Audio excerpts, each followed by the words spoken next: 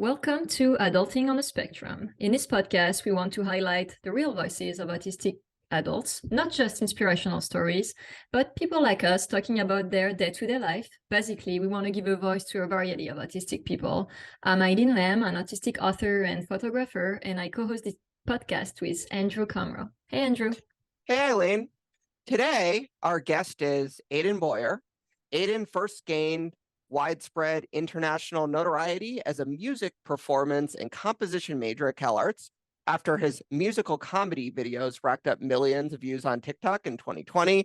His videos have received praise from big name musicians such as Lizzo, Clario, Colleen Bollinger, and Charlie Puth. You could tell I didn't know who any of those were. 2023 has been Adin's most promising year yet. He was a contestant on season 21 of American Idol, where he advanced to the top 25, received major accolades from Lionel Richie, Katy Perry, Luke Bryan, singer, songwriter, mentor Philip Phillips. He's released another new single called Tranquilize. Apart from music, Adin is a staunch autism, inclusion, and anti-bullying advocate. He uses his platform and his own experience living with autism to help make a positive difference on social media and the community. So, thank you for joining us today. My pleasure. Happy to be here. So, we like to start off each podcast asking our guestee how they like to be preferred. I understand. We like to start off each podcast asking each of our guests how they would like to identify. And we don't mean pronouns, although please feel free to specify those if you wish. We mean person with autism, autistic person on the spectrum. Do you have a preference? Not really, but I tend to gravitate toward on the spectrum more than anything. I like to identify as a person on the autism spectrum, but you can call me a person with autism. You can call me autistic. It doesn't really matter much to me. I think that's probably a common theme. We really should like keep track and tally up, Eileen, like our guests. Yeah. Like we could go back and check.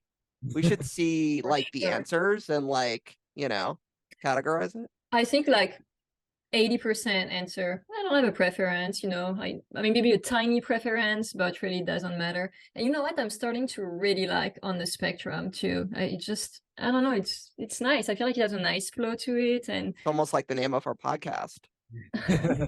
I found that one is the great equalizer. Yeah. That's the one that most people I talk to are cool with. If many have a staunch preference for autistic or a staunch preference for person with autism, I can still use that one and they're totally fine with it.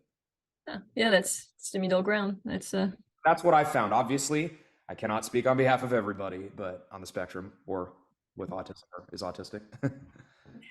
Cool. Well, can you tell us about your diagnosis journey, being on the spectrum? How old were you? When did your parents tell you all of that? Yeah, so I'm very lucky to have had a very early diagnosis. I was diagnosed under the DSM-4 with what was at the time known as PDD-NOS, and it was considered on the autism spectrum when I was 2 years old, and that was 2002.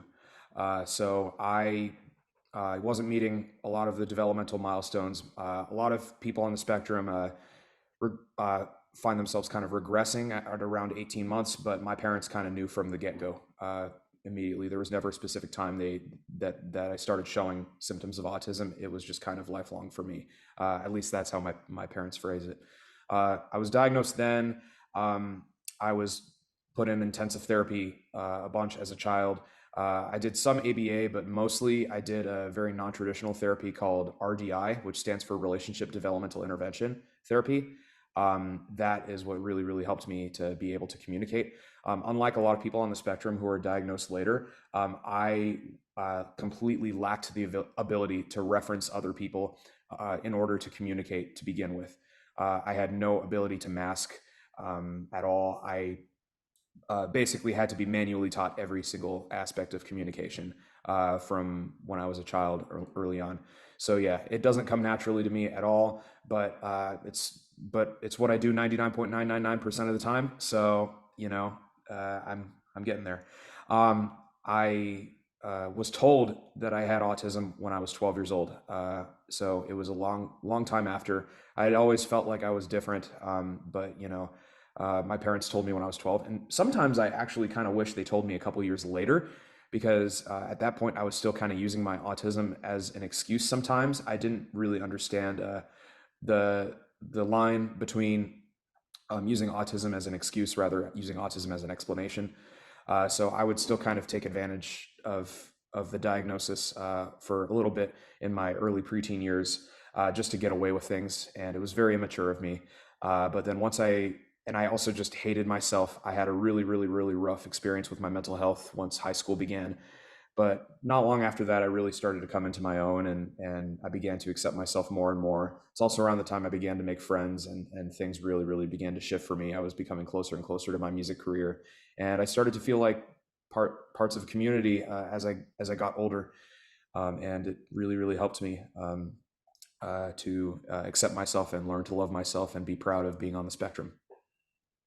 I have so many follow-up questions for you. Like, first of all, like, I had never heard of RDI. Like, I feel like I've heard about some obscure therapies, but like I've never heard of RDI.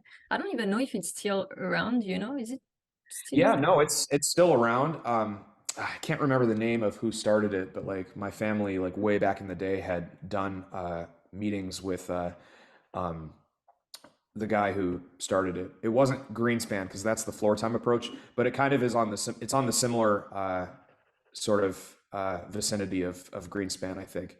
I honestly don't know much about it myself.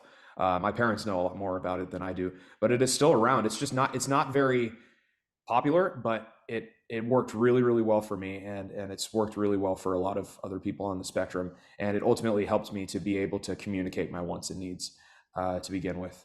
So yeah, it was great for me. I'm glad that worked out. You mentioned that you would have preferred maybe if your parents had told you a couple years later, and you know, I'm very interested in that because my youngest Jude, I don't know if you knew, but he was diagnosed too. It's level 1, so he's more like, you know, like the three of us, and he's starting to ask questions, and I did want to tell him because, you know, a lot of his friends are being diagnosed too, and he knows, and he's specifically asked like, am I? And it's really difficult for me not to tell him. You know, his dad would prefer we don't, and but I feel like for me it would have helped me a lot growing up, because I felt so horrible about myself until I learned basically that I was on the spectrum. You know, that I felt like it would have helped me to have to know I was on the spectrum. So, do you have any thought on that? I think another thing is that, you know, now people like Jude are living in a time where the autism paradigm has already dramatically shifted. Back in the day, back when I was 12, we're talking early 2010s, late 2000s, pure culture rhetoric was still very, very, very rampant. So, you know, we have already made massive progress in the last 10 years as far as our knowledge of autism, and as far as understanding that it's something that we need to accept and work in tandem with, as opposed to something to eradicate. So that already is, I think, a big step forward. I've volunteered at a camp, and I continue to volunteer at this camp in Kansas City called Camp Encourage.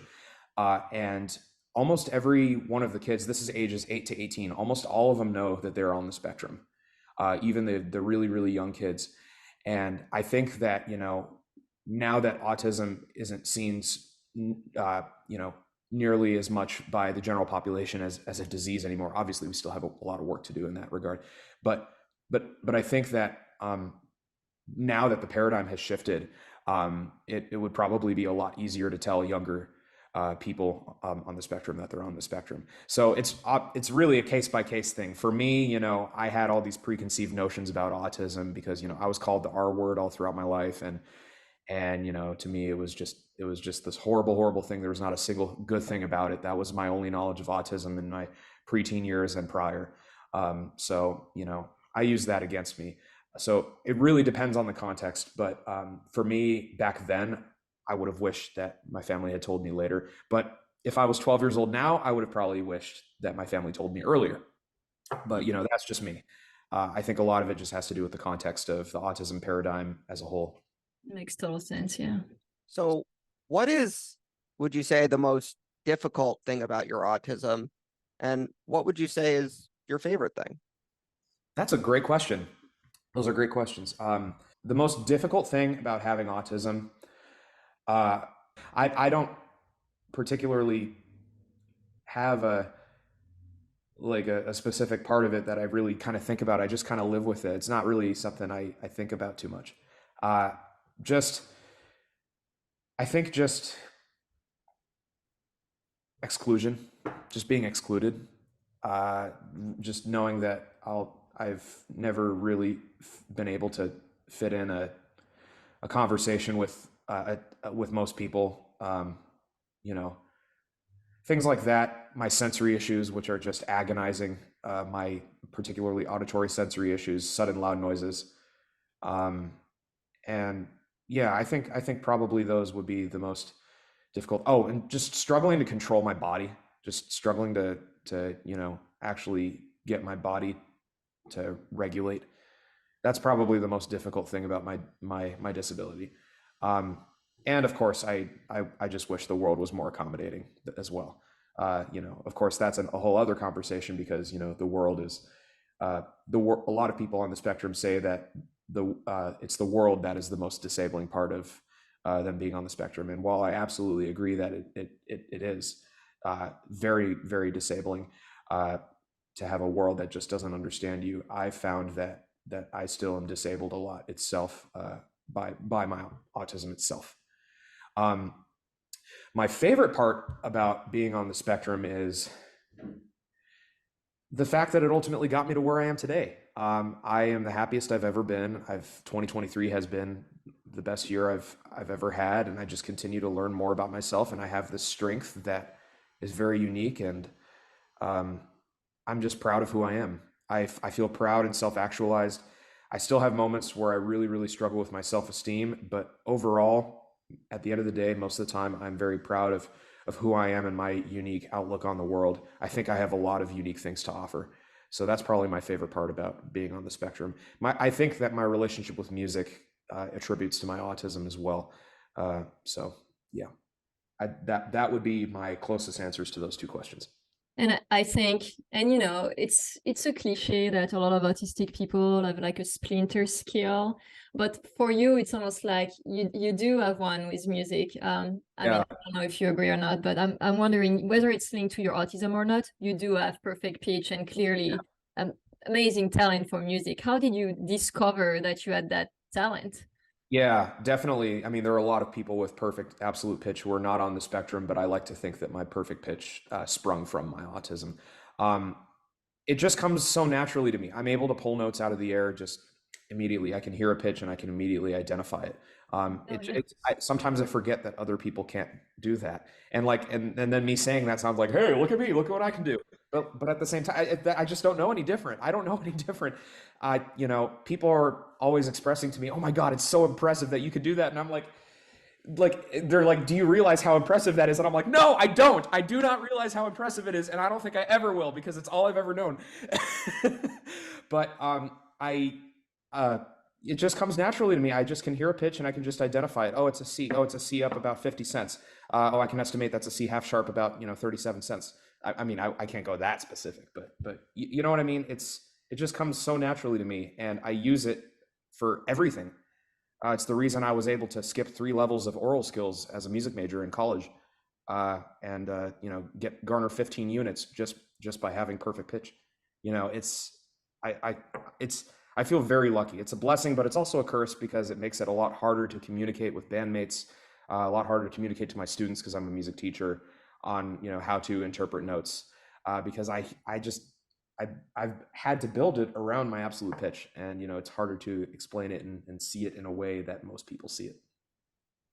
So how did you feel the first time one of your videos went viral? I mean, you got positive feedback from Charlie Puth. I can't say his name, but I know who he is. And I mean, that must have felt like incredible. He's like, in the music industry. It was amazing. It was amazing, and it definitely helped me get a kickstart on my pathway to self-actualization.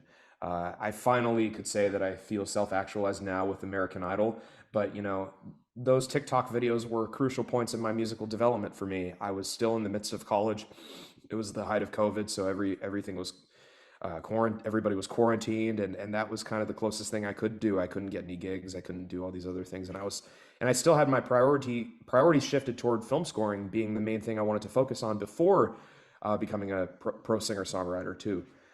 So just getting those comments from Charlie Puth and just finally first gaining widespread international notoriety when most people weren't, just all the more makes me all of the more reason, among so many others, why I feel like one of the luckiest people on the planet. You have a big presence on social media. So does Eileen. I don't. But so do you receive a lot of hate on social media or just negative comments? And if so, how do you deal with it? Thank you for asking. I really appreciate that. I nowadays, not really. I don't really receive a whole lot of hate anymore. I think I'm just very, very proud of how my showing my vulnerability on American Idol really, really struck a chord with a lot of people, and I'm glad that all the bullies, I guess, are too intimidated by my musical ability to bring me down most of the time. So yeah, no, I feel very fortunate to not receive a lot of internet hate anymore. Most of the bullying I received in my life came in my childhood, directly in the school setting. So nowadays, I'm so lucky. I'm so lucky. It's just overwhelmingly supportive most of the time. That's incredible because TikTok is so toxic. I feel like I can really post anything and I would get hate, like from all sort of people. You know, it's not just one group. It's like crazy what people will like dissect a video just to find something negative to say, no matter how positive the video is. So that must really say something about you. Yeah, well, when I was on TikTok, I did get a fair amount of I don't like to call it hate. I just call it misunderstanding. And just seeing it that way really helped. But yeah, it was pretty draining. So for me and my platform, since I mostly focus on music and autism advocacy through infographics as opposed to actual like videos where I convey tone as well, I've really laid off of TikTok quite a bit for me. But yeah, no, TikTok is brutal. Instagram is where it's at for me. Yeah, I'm with you. Instagram is a lot nicer overall. Do you want to talk about The Good Doctor? I mean, it's everywhere right now. Yeah, I'd love to. Tell me, what do you think? Well, first and foremost, I want to get out of the way that I'm not the most credible source of information for that because I haven't exactly seen the show in its entirety. I haven't actually watched the show itself. I've only seen scenes from the show, and I've read about the plot and I've read about the premise. So I can only go off of my experience based off of that. But yeah, for those who are unaware, there is a meme going around that involves Freddie Highmore's character, Sean, who is the character on the spectrum in the series, losing all composure and shouting, I am a surgeon, after being demoted to a pathologist. I made a post about it on my Instagram, so you can, where I explain it a lot better than I ever could verbally. So you can find that on my Instagram at Adin Boyer. But a lot of people were making fun of it, because a lot of people think that, it's not the best representation of autism. And obviously it isn't. I am fully 100% in favor of actors on the spectrum playing roles on the spectrum. I'm 100%, I 100% prefer that. I think that is, authentic casting is so important to me. That's one of the reasons why a lot of people thought it was not accurately portrayed. That's also debatable as well, because the autism spectrum is so wide and so vast, and there's not really a true correct way or incorrect way to play somebody on the spectrum, at the end of the day. But at the same time, though, people on the spectrum are not a monolith. And I'm someone who sees himself in Sean Murphy's character a lot, because of, being, I guess, more naturally gifted and then having deficits in other areas, being on that sort of side of neurodiversity. I work a day job, very rigorous degree required day job, that, is very, very similar to something like that, where I have to, maintain my dignity, and I'm just terrified of losing my composure. That's one of my biggest fears at my job. but it happens to Sean. And so he's just losing all control and he's in a full-blown meltdown mode. And that really spoke to me. I really thought that scene was powerful because it's a very real thing that people on the spectrum experience. And the show obviously might not be based on a true story at all. It kind of should be because we need more people on the spectrum in the workplace. But at the same time, I think things like that, I don't, at the end of the day, I don't like meltdowns of people on the spectrum being trivialized. Like it never sat right with me that people were making fun of a character on the spectrum having a meltdown. Like that just doesn't sit right with me. Obviously the show has flaws. Obviously it's not perfect. Obviously a lot of people are enlightening me about, the problematic plot line as well. Like I said, I haven't seen the show as well, stating their opinions on that. But at the end of the day, it really doesn't get more simple than me just not liking meltdowns being trivialized or made fun of, because they're horrifying. They're awful. I don't like experiencing them. I don't like witnessing them from other people. It's not a good thing, and it's something that should be taken seriously, especially since this sort of thing is in a workplace setting. So, I think it should really open up a bigger conversation as to how we can properly accommodate employees on the autism spectrum in these professions like this. Maybe that would help employment rates rise. I think it's more of a deeper conversation it's grounds for a more deeper conversation as opposed to a meme that should get made fun of. I feel exactly the way you do, and you put it into words perfectly. But to me, that scene was actually so relatable. And you know what? I used to not really like that show because I thought, well, again, it's that cliche of the guy who's like gifted. And I mean, about my family and Charlie's, there's no representation of kids like my son, Charlie, who's, level 3. Absolutely. That scene was really relatable for me. I was like, because it's me, like I mask so well. I mean, I have a job now, but that could happen to me. It's happened to me at school. It's happened to me like in places where it should never have happened. And people always act like so shocked when it happens because, they don't expect it coming from me because they see me 99% of the time acting totally fine. And then they just completely, they wonder what's going on. But that's the reality of it, right? Oh my God, nailed it right there. Absolutely. It's important that people see that side of the autism spectrum. At the same time, it also got me thinking about how American Idol aired my meltdown. So I have not had anybody, as far as I know, make fun of that. Yet people are over here making fun of, the good that on the Good Doctor without all the context of the Good Doctor's overrepresentation of the savant trope, how it doesn't represent people like your son, things like that. But for me, it's my actual meltdown wasn't getting made fun of. It might not be the realest thing that happens and the plot may be flawed, but at the same time, meltdowns happen and they're very real and they happen in the workplace, and it's real. It's very real. And so I don't think it's something that should just be glossed over or made fun of. And it's probably, something that puts autistic people at risk of losing their job. I mean, I know like I was expelled from school for that. I've lost friendships over that because, something really like triggers, I don't like that word, but and it's over. Like, I know that's sometimes I can't control it. I know I shouldn't be doing it, but it's stronger than you. I mean, that's why it's a meltdown, right? And it just comes out. And if we could bring attention to the fact that even though autistic people are able to act normal, if you're not watching the video, I'm putting quotes, most of the time, it doesn't mean that meltdowns are not happening, and I really think we need to bring more attention to it. I don't know if that was the best way to do it, but I'm happy that was in the show. So I agree with that. And it brings a bigger conversation about how things like that can be accommodated in the workplace.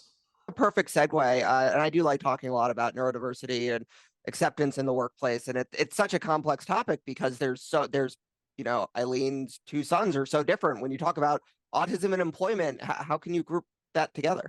But so you mentioned you do advocacy. What is your goal? What are you trying to achieve through advocacy? One of the biggest things that I value is providing people who are not on the spectrum with resources on how to best and optimally communicate with people on the spectrum, mainly in youth. So what I really hope to start doing is speaking in schools, um, where I provide resources and workshops to neurotypical kids on how to properly connect with people on the spectrum.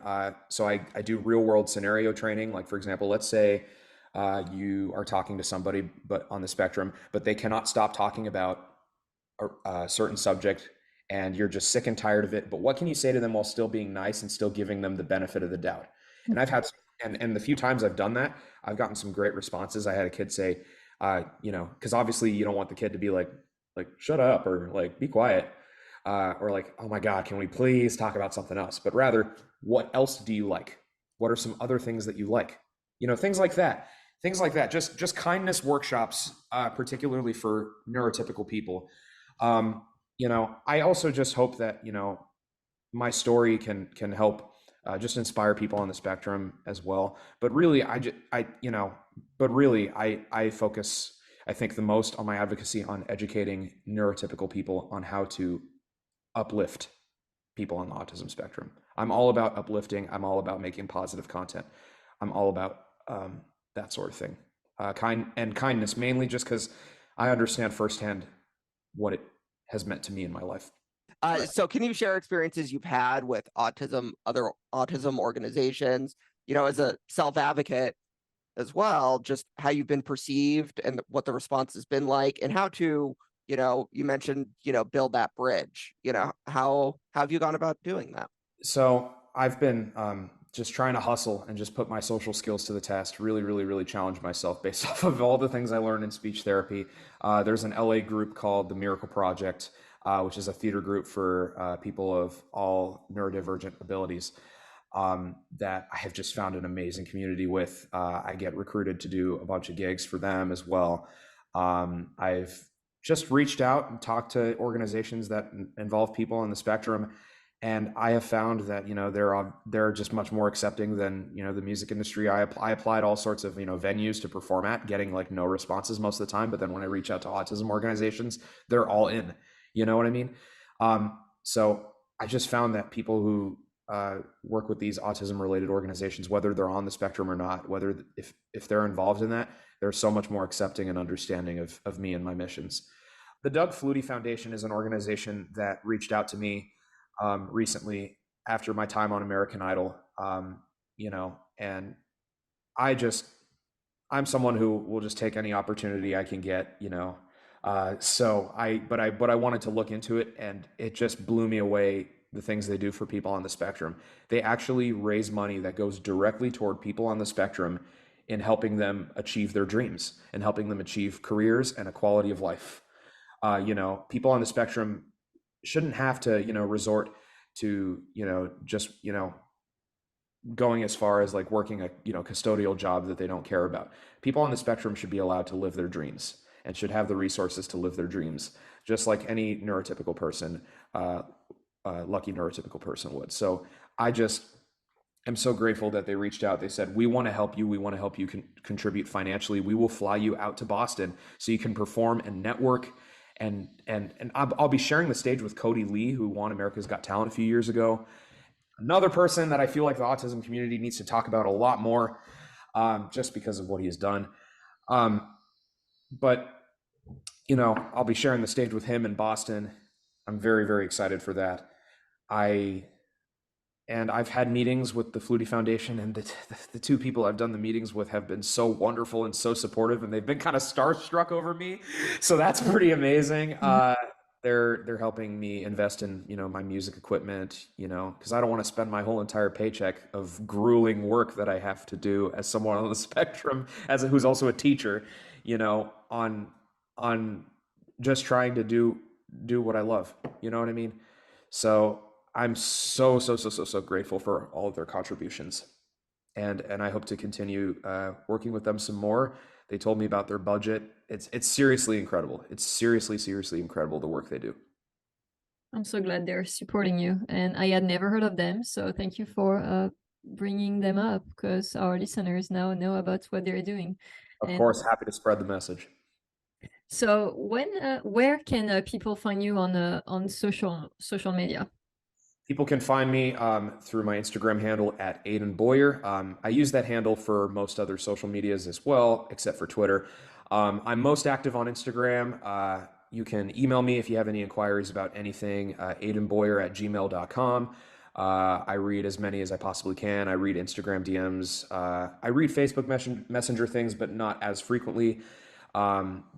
If you are interested in a speaking engagement inquiry or any other inquiry about, me playing a gig or you hosting a house show or anything like that, you can visit my website at adinboyer.com. But out of everything, I'm the most active networking-wise on Instagram and through my email address. Awesome. I'm going to ask you some quick fire questions now. You just tell me the first answer that comes to your mind. Who's your favorite singer or band? Coldplay, Chris Martin. And I knew you were going to say that. Everybody does. I wonder why. Probably because I follow you. Yeah. Favorite TV show or movie? My favorite movie is Night at the Museum 2, Battle of the Smithsonian. Andrew, any thought on that?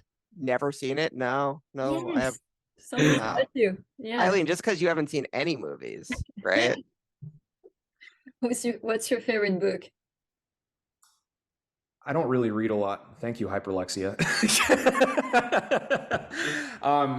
Probably, I really remember loving Catcher in the Rye when I read it in high school. What's your favorite musical instrument?